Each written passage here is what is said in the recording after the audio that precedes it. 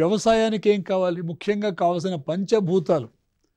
వ్యవసాయం సాధ్యం కావాలంటే, వ్యవసాయం చేయాలనంటే దానికి అవసరమైంది నేల, నీరు, గాలి, ఉష్ణము, ఆకాశం, స్పేస్. మామూలుగా మనం మాట్లాడుకునేటువంటి పంచభూతాలు.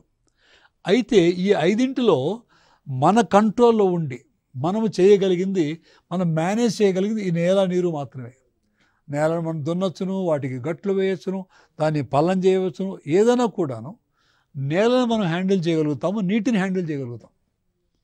కాలువలు ఎట్లా తవ్వాలి, నీటిని ఎట్లా ఇవ్వాలి అనేటువంటి విషయంలో. ఇక గాలి, ఉష్ణం, ఆకాశం ఈ మూడు మీద మనకి ఏ రకమైనటువంటి కంట్రోల్ లేదు. మన కంట్రోల్ ఉన్నదల్లా నేల, నీరు.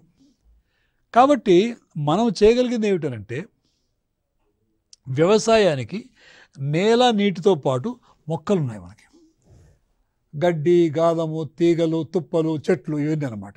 అంటే వృక్ష కుటుంబం ఇదంతా కూడా.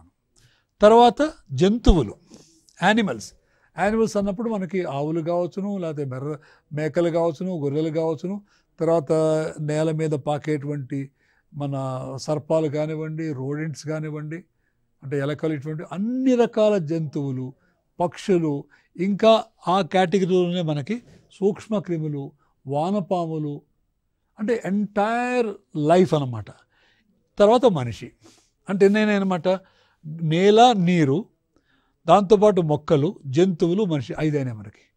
ఈ 5 కూడా మనకి ఒక బ్యాలెన్స్డ్గా దీన్ని తీసుకెళ్ళినట్లయితే వ్యవసాయం సాధ్యమవుతుంది. నేల, నీరు, మొక్క, జంతువు, మనిషి, ఈ 5 యొక్క సమాహారమే.